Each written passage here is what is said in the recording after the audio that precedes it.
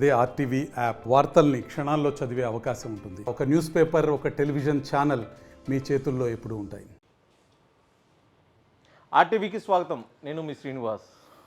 మార్కాపురం జిల్లా ఏర్పడాలి, పశ్చిమ ప్రాంత ప్రజలు సుభిక్షంగా ఉండాలి, ఆ ప్రాంతం కూడా అన్ని విధాలా అభివృద్ధి చెందాలని చెప్పేసి గతంలో అనేక మంది పోరాటాలు చేశారు. ఆ పోరాట ఫలితమే ఈరోజు మార్కాపురం జిల్లా ప్రకటన నారా చంద్రబాబు నాయుడు ముఖ్యమంత్రి హోదాలో ఒక ప్రకటన కూడా విడుదల చేశారు. అక్కడ సంబరాలు కూడా చేసుకుంటున్న పరిస్థితి. ఇటువంటి నేపథ్యంలో మార్కాపురం జిల్లా కోసం సుమారు 62 రోజులు ఏకదాటిగా దీక్ష చేసినటువంటి ఒక వ్యక్తి పెద్దిరెడ్డి సూర్యప్రకాష్ రెడ్డి ప్రస్తుతం టీడీపీ లీడర్గా కొనసాగుతున్నాడు. మార్కాపురం జిల్లా ఏర్పాటు పట్ల అతను ఏమనుకుంటున్నాడు, ఆ మార్కాపురం జిల్లా రానున్న రోజుల్లో ఏ విధంగా అభివృద్ధి చెందబోతుంది, దానివల్ల పశ్చిమ ప్రకాశం ప్రజలకు ఏ విధంగా మేలు జరగబోతుందో వారు మాట్లాడి తెలుసుకునే ప్రయత్నం అయితే ఇప్పుడు ఆర్టీవీ ద్వారా చేద్దాం. నమస్తే సూర్యప్రకాష్ రెడ్డి గారు. నమస్కారం అండి. నమస్కారం. మొదటగా కంగ్రాచులేషన్స్.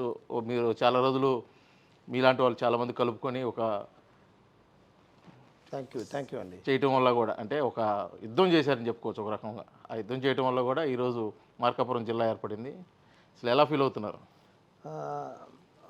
మా జీవితంలో అయితే మటుకు ఇది నా కెరీర్కే ఒక గొప్ప వరంగల్లాగా నేను భావిస్తున్నా. ఎందుకంటే మన రాజకీయాలు ఏదో మన అవసరం కోసం కన్నా కూడా ప్రజల అవసరాల కోసం నిస్వార్థంతో చేసి, స్వార్థం అనేది ప్రజల కోసం ఉపయోగించాలి, నిస్వార్థంగా అనేది మనం ఉండాలి. కానీ ఇలాంటి గొప్ప పండగ పశ్చిమ ప్రాంతం ప్రకాశం జిల్లాలో ఉన్నటువంటి వెనుకబడిన ప్రాంతం, ఆ వెనుకబడిన ప్రాంతాన్ని గౌరవ ముఖ్యమంత్రి వర్యులు నారా చంద్రబాబు నాయుడు గారు ఈరోజు ఆ ప్రాంతాన్ని, ఆ ప్రాంతంలో ఉన్న సమస్యల్ని గుర్తించి ఎంతోమంది పెద్దలు, మేమే కాదు చాలామంది పెద్దలు పోరాటం చేశారు, దీక్షలు చేశారు, ఆమరణ దీక్షలు చేశారు. వారందరి కష్టాతి ఇది. ఎందుకంటే చంద్రబాబు నాయుడు గారు ప్రజల సమస్యల మీద వారికి ఎంతో మక్కువ. ప్రజలు పడే కష్టాలని తొలగించాలని, ప్రజా పరిపాలన, సుపరిపాలన అందుబాటులో ఉండాలంటే సుదీర్ఘమైన దూర ప్రాంతాలని దగ్గరగా చేసి అధికారులని మరి ఎక్కడైతే ఒక 50-60 కిలోమీటర్ల సబ్ డివిజన్ పరిధిలో వారు మళ్ళా 1.5 అవర్లో ఆ జిల్లాలో తిరిగి మళ్ళీ వాళ్ళు ఇంటికి వెళ్ళేదానికి ఒక సుకుమార్గం చేసినట్టే. ఎందుకంటే మేము జీవితాంతం, నేను భూమి మీద ఉన్నసేపు గౌరవ ముఖ్యమంత్రి నారా చంద్రబాబు నాయుడు గారిని, అలానే ఆ పశ్చిమ ప్రాంతం సంబంధించిన ప్రజలు ఎవరైతే గిద్దలూరు, మరి మార్కాపురం, ఎర్రగొండపాలెం, అలానే కనిగిరి నియోజకవర్గ ప్రజలందరూ కూడా ఎన్ని జన్మలు అదృష్టం అంటే ఇలాంటి అందరూ చెప్తారు కానీ ఆచరణలో పెట్టాలంటే కష్టం. మరి అలాంటి ఆచరణ పెట్టినటువంటి ముఖ్యమంత్రిగా చరిత్రలో నిలిచిపోయినటువంటి చంద్రబాబు నాయుడు గారికి ఆ ప్రాంత ప్రజలు ఎప్పుడు కూడా కృతజ్ఞతతో వారికి రుణపడి ఉంటారు. అంటే ఇప్పుడు జిల్లా ఏర్పడింది, చంద్రబాబు నాయుడు గారు ఎన్నికలకు ముందు ఇచ్చిన హామీల్లో భాగంగా ఖచ్చితంగా మాట నిలబెట్టుకున్నాడు. ఇచ్చిన 2 మాటలు, వెలుగొండ ప్రాజెక్టు పూర్తి, పశ్చిమ ప్రకాశానికి మార్కాపురం జిల్లా. ఇప్పుడు జిల్లా ఏర్పడింది అంటే అభివృద్ధి, ఈ జిల్లా ఏర్పడినంత మాత్రాన అభివృద్ధి జరగదు. అభివృద్ధి జరగాలంటే అక్కడ ఏమేమి మౌలిక వసతులు ఏర్పడాలి, అంటే ఏ మార్పులు జరిగితే మీరు అనుకున్నది సాధించవచ్చు అంటారు? గత ప్రభుత్వంలో వైఫల్యాలు, ఆనాటి ప్రభుత్వంలో ఉన్నటువంటి పశ్చిమ ప్రాంతం శాసనసభ్యులందరూ కూడా కేవలం వాళ్ళందరూ తప్పిదం వల్ల అక్కడ అభివృద్ధి అనేది వాళ్ళ సొంతానికి వాళ్ళకి లాభసాటిగా రాజకీయాలు చేశారే కానీ పేరుకు చెప్పుకుంటారు మేము 4 సార్లు 5 సార్లు 7 సార్లు ఎమ్మెల్యే అని చెప్పి, మా నాన్నగారు మా తాతగారు ఎమ్మెల్యే అని చెప్పుకుంటారు. కానీ అది చరిత్ర కాదు, చరిత్రహీనులుగా మిగిలిపోయారు. ఎందుకంటే గత ప్రభుత్వంలో గెలిచినటువంటి ఎమ్మెల్యేలు, మంత్రులుగా అక్కడ ఉన్నటువంటి శాసనసభ్యులు అందరూ కూడా మరి ఆ ప్రాంత ప్రజల సమస్యల్ని పట్టించుకోవడం పక్కన పెట్టి, ఆ ప్రాంత అభివృద్ధిని పక్కన పెట్టేసి, మరి వాళ్ళు చేసేటువంటి ఆ ప్రాంతంలో సమస్యలన్నీ కూడా ప్రతిపక్షాలు ఆనాడు 2020-22లో ప్రతిపక్ష పార్టీ నాయకులు అందరూ కూడా మరి ముక్తకంఠంగా ఆ ప్రాంతం బాగుండాలా, మరి జగన్మోహన్ గారి టైంలో జిల్లాలు బైఫికేషన్ జరుగుతుంది కాబట్టి పశ్చిమ ప్రాంతం కూడా వెనుకబడిన ప్రాంతం కాబట్టి అది జిల్లా చేయమని ఎంతోమంది మరి దీక్షలు చేయడం జరిగింది. 62 రోజులు సుదీర్ఘంగా ఆమరణ నిరాహార దీక్షలు చేయడం జరిగింది. నిరాహార దీక్షలు అయితేనేమో 59 రోజులు, ఆమరణ నిరాహార దీక్షలు అయితే 3 రోజులు, మొత్తం మీద 62 రోజులు సుదీర్ఘమైన దీక్షలు చేసినా కూడా గత ప్రభుత్వంలో ఉన్న శాసనసభ్యులు మంత్రులు మొద్దు వైఖరితోటి వాళ్ళ కుటుంబ రాజకీయాలు, వాళ్ళ పిల్లల్ని రాజకీయంగా తీసుకొచ్చే ఆలోచనకే వాళ్ళు జిల్లాని ఎదుగుదలనీయకుండా చేసిన వ్యక్తుల్లో చరిత్రహీనుడిగా మిగిలిపోయిన ఒక వ్యక్తి, అది చెప్పాలా, బాలినేని శ్రీనివాసరెడ్డి అనే వ్యక్తి తన కొడుకు కుటుంబ రాజకీయాల కోసం, తన కొడుకును ఒంగోలు పార్లమెంట్ సభ్యుడిగా చేసుకునేదానికి, తన కొడుకు రాజకీయ భవిష్యత్తు కోసం పశ్చిమ ప్రాంతాన్ని సపరేట్ జిల్లా చేసే అవకాశం వచ్చినా కూడా నేను ఆయన మీద విమర్శ కాదండి, సమస్యల మీద మాట్లాడుతున్నా, వాస్తవాల దగ్గర మాట్లాడుతున్నా. గౌరవ ముఖ్యమంత్రి గారు ఎలక్షన్ టైంలో మా ముఖ్యమంత్రి గారు ఏదైతే 2024 ఎలక్షన్ ముందు ప్రజల్లో మరి ఎలక్షన్ క్యాంపింగ్లో వచ్చినప్పుడు వారు పబ్లిక్ మీటింగ్లో ప్రమాణం చేయడం జరిగింది. 2024లో మనం అధికారంలో రాబోతున్నాం, ఈ ప్రాంత ప్రజల సమస్యలు తీరుతున్నాయి, నేను మార్కాపురం జిల్లా చేస్తా అని చెప్పి చంద్రబాబు నాయుడు గారు ఏ మాట అయితే చెప్పారో ఆ మాట నిలబెట్టుకున్నారు. ఆ ప్రాంతంలో ఈరోజు మరి ఇండస్ట్రీస్ పరంగా కానీ, విద్యా సంస్థలు కానీ, కేంద్ర సంబంధించినటువంటి భవనాలు కానీ, కేంద్రం సంబంధించినటువంటి అధికారులు కానీ ఇవాళ రాష్ట్రం నుంచి కానీ జిల్లాకు కోట రావడం వల్ల ఉద్యోగాలు పెరుగుతాయి, అక్కడ వసతులు సదుపాయాలు పెరుగుతాయి, మౌలిక వసతులతో పాటు ఇండస్ట్రీ పరంగా కూడా వ్యాపారాలు, కొన్ని విద్యా సంస్థలు కావచ్చు, మరి ఎన్నెన్నో లాస్టిక్ సంబంధించినటువంటి అవకాశం, ఎందుకంటే ఆ ఏరియాలో ఎక్కువ కూడా గవర్నమెంట్ భూమి ఎక్కువగా ఉండటం జరిగింది. సో ఆ ప్రాంతాన్ని గత ప్రభుత్వం నిద్రపోయిందనుకోలా, లేదు వాళ్ళకి పట్టలేదో, ప్రజలు పాపం 5 సీట్లు గెలిపిస్తే వారు ఎక్కడ కూడా చలనం లేకపోవడం వల్ల మా ముఖ్యమంత్రి నారా చంద్రబాబు నాయుడు గారు కానీ, అలానే కందుల నారాయణ గారు మార్కాపురం శాసనసభ్యులు, ఇమ్మడి కాశీనాథ్ గారు జనసేన పార్టీ ఇన్ఛార్జ్ అయినటువంటి ఇమ్మడి కాశీనాథ్ గారు, మరలా ఆమ్ ఆద్మీ పార్టీ సుదర్శన్ గారు, ఏదైతే కాంగ్రెస్ పార్టీ జిల్లా అధ్యక్షుడు షేక్ సైదా గారు, సిపిఐఎం బాలనాగయ్య గారు, అలానే నేను ఆ రోజు వైసీపీ పార్టీలో ఉంటూ కూడా స్వపక్షంలో విపక్ష పాత్ర పోషించాల్సిన పరిస్థితి వచ్చింది. ఎందుకంటే వాస్తవాలకు దగ్గరగా నేనుండదని పెద్దిరెడ్డి సూర్యప్రకాష్ నేను కూడా ఆనాడు ఆ దీక్షల్లో 62 రోజులు మరి దీక్షలు చేయడం జరిగింది, ఆమనిర్హ దీక్షలు చేయడం జరిగింది. ప్రకాశం జిల్లా హెడ్ కోర్టు కలెక్టర్ ఆఫీస్ దగ్గర కూడా మరి లాస్ట్గా కూడా మేము భారీ ఎత్తులో చేసినా కూడా కేవలం దీన్ని అణిచివేసింది ఒక వ్యక్తి. చరిత్రహీనుడిగా ప్రకాశం జిల్లా చరిత్రలో మత్స్య ప్రాంతానికి అన్యాయం చేసినటువంటి ఒక చరిత్రహీనుడిగా మిగిలేది ఒక్క బాలినేని శ్రీనివాసరెడ్డి. అతను కుట్ర కుతంత్రాలకి ఆ ప్రాంతం వాళ్ళు బలిపతి చేశారు. కానీ దేవుడు ఒకడు ఉన్నాడని చెప్పి చంద్రబాబు నాయుడే ఆ ప్రాంతానికి దేవుడిగా మేము ఈరోజు భావిస్తున్నాం. మా పార్టీలో కూడా మేము ఈరోజు సగర్వంగా మరి మేము వారికి కృతజ్ఞతలు చెప్తున్నాం. ముఖ్యమంత్రి గారికి మాట చెప్పితే మాట నిలబెట్టుకున్నటువంటి ముఖ్యమంత్రిగా చంద్రబాబు నాయుడు గారికి ఆ ప్రాంత సమస్యలు తెలుసు కాబట్టి ఆ ప్రాంతానికి న్యాయం చేసేందుకు అందరికి కూడా ఇదే మీడియా సాక్షిగా ఆర్టీ వారికి ప్రత్యేక ధన్యవాదాలు తెలియజేస్తూ ముఖ్యమంత్రి గారికి మా పేరు అందరి తరపున పశ్చిమ తరపున నమస్కారాలు తెలియజేస్తున్నాను. అయితే ఇప్పుడు పశ్చిమ ప్రకాశంలోని ఎర్రగొండపాలెం, మార్కాపురం, గిద్దలూరు, కనిగిరి నియోజకవర్గాలు కలిపి ఒక జిల్లాగా ఏర్పడిపోతున్నారు. 2 రెవెన్యూ డివిజన్లు ఏర్పడిపోతున్నాయి. కానీ మొదటి నుంచి కూడా దర్శి కూడా మార్కాపురం జిల్లాలో కలుస్తున్నారు, దర్శి కలవలేదు. దీనికి సంబంధించి కొంతమంది కలవలేదని సంబరాలు చేసుకుంటున్నారు, కొంతమంది కలపాలని చెప్పేసి నిరసన తెలియజేస్తున్నారు. దీన్ని ఏ విధంగా చూడొచ్చుంటారు?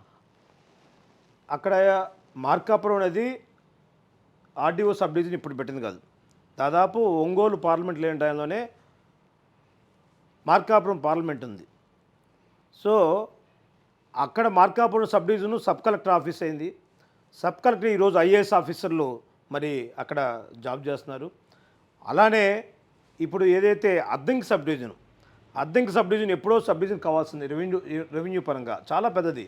మరి ఈరోజు మా గౌరవ ముఖ్యమంత్రి చంద్రబాబు నాయుడు గారు కానీ ఆ ప్రాంతానికి అద్దంకి శాసనసభ్యులుగా వేస్తున్నటువంటి గొట్టిపాటి రవికుమార్ గారు ఇప్పుడు మంత్రిగా ఉన్నారు, విద్యుత్ శాఖ మంత్రిగా. వారి చొరవతోటి అక్కడ సబ్ డివిజను ఏదైతే రెవెన్యూ సబ్ డివిజన్ చేయడం జరిగింది.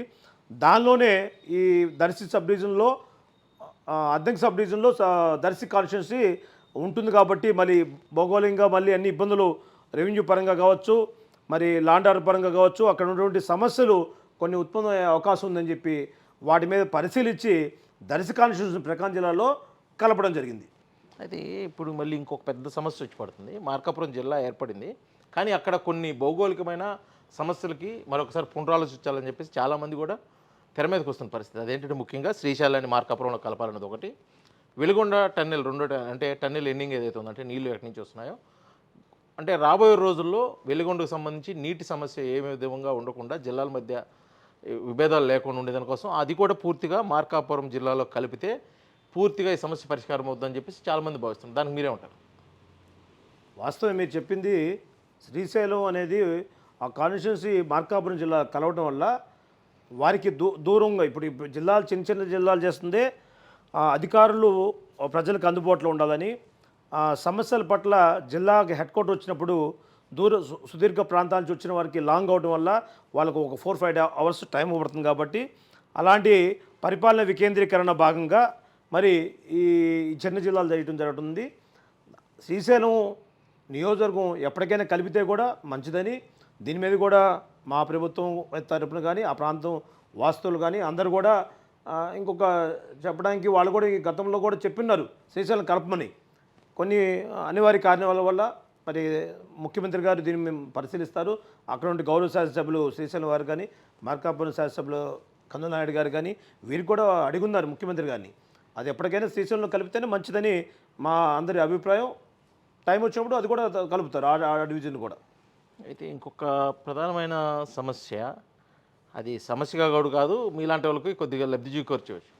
నిన్నటి వరకు మార్కాపురం జిల్లా భౌగోళికంగా పశ్చిమ ప్రాంత ప్రజలు ఆకాంక్ష ఇవన్నీ నెరవేరాయి. ఇప్పుడు రాజకీయ పరంగా తీసుకున్నట్టయితే శాసనసభ సీట్లు కూడా పెరిగే అవకాశం ఉంది.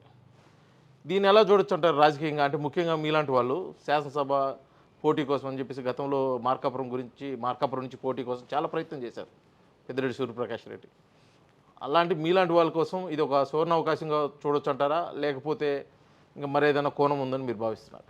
అదే లేదండి, ఇప్పుడు మనం టికెట్ ఆశించడం అనేది ఎవరైనా ఆశించవచ్చు. అవకాశం అనేది కొందరికే వస్తుంది. అవకాశం వచ్చిన వ్యక్తులు అక్కడ గెలిచిన తర్వాత ఆ ప్రాంత సమస్యల మీద, అక్కడ ఉన్న సమస్యల మీద వాళ్ళు అసెంబ్లీలో గలమెత్తారు. అలానే పార్లమెంట్ నియోజకవర్గంలో ఉన్నటువంటి అందరి తరపున పార్లమెంట్ సభ్యులు మాగుంట శ్రీనివాసరెడ్డి గారు కేంద్రం సంబంధించిన నిధులు తీసుకురావడంలో కానీ, కేంద్రం సంబంధించినటువంటి అభివృద్ధి పనుల్లో నేషనల్ హైవే, రైల్వేస్ కానీ చాలా డిపార్ట్మెంట్ల నుంచి రాష్ట్ర ప్రభుత్వానికి అదే ఆయన ప్రాతినిధ్యం వహిస్తున్నటువంటి పార్లమెంట్కి కూడా, ఒంగోలు పార్లమెంట్కి కూడా వారు మంచి జరిగేదానికి వారు మరి పార్లమెంట్లో ఎన్నో సమస్యలు తలెత్తి వాటిని అన్నింటి కూడా పరిష్కరించి ఇవాళ ఆ ప్రాంత అభివృద్ధి కోసం వారు ముందడుగు వేస్తూ కలుపుకొని మా ముఖ్యమంత్రి గారు ఈ ప్రభుత్వంలో మీరు గమనించలేదు, పార్లమెంట్ సభ్యులకి ఇచ్చినట్టు విలువ మరి గతంలో ఏ ప్రభుత్వం కూడా ఇవ్వలేదు. ఒక పార్లమెంట్ సభ్యుడు అంటే ఏదో సుదీర్ఘంగా వచ్చి ప్రోగ్రాంకి వెళ్ళిపోయేది, టికెట్లా కాదు. మా ముఖ్యమంత్రి గారు ప్రతి నెల 2 నెలల్లో ఎంపీలు కలిసి, ఎమ్మెల్యేలతో కలిసి, మంత్రులతో కలిసి ఆ జిల్లా అభివృద్ధి విషయాలు కానీ, అక్కడ ఉన్న పార్లమెంట్ సంబంధించినటువంటి సమస్యలు కానీ, ఆ నియోజకవర్గంలో అభివృద్ధి విషయాల్లో అందరూ కలిసికట్టుగా ముందుకు సాగుతూ ఉన్నారు. దీనిలో కూడా మీరు అడిగినట్టు రాజకీయ అవకాశాలు వస్తే తప్పకుండా పోటీ చేస్తాం. రాజకీయాల అవకాశాలు రాకపోయినా ప్రభుత్వం తీసుకునే నిర్ణయాలు కానీ, మా ముఖ్యమంత్రి గారు నారా చంద్రబాబు నాయుడు గారు తీసుకునే ప్రతి కార్యక్రమం, అభివృద్ధి కార్యక్రమాలు మేము అందరం పాల్పంచుకుంటాం. అందరం కార్యకర్తలుగా కష్టపడి పనిచేస్తాం. అవకాశాలు రానంత మాత్రాన మనం నీరసపడకూడదు. రాష్ట్ర అభివృద్ధి మనకి ప్రధాన ఉద్దేశం. ముఖ్యమంత్రి గారి ఆదేశాల మేరకు అవకాశం వస్తే పోటీ చేస్తాం, లేదంటే మేము కార్యకర్తలుగా ప్రజలకు అందుబాటులో ఉండి పనిచేస్తాం. థ్యాంక్ యూ సూర్యప్రకాష్ రెడ్డి గారు. థ్యాంక్ యూ సో ఇది మార్కాపురం జిల్లా అంటే నూతన జిల్లాగా ఏర్పడుతున్న నేపథ్యంలో వినిపిస్తున్న భిన్నాభిప్రాయాల మధ్య పశ్చిమ ప్రకాశం ప్రజలైతే మటుకి పూర్తిగా ఆనందంతో ఉన్నారు.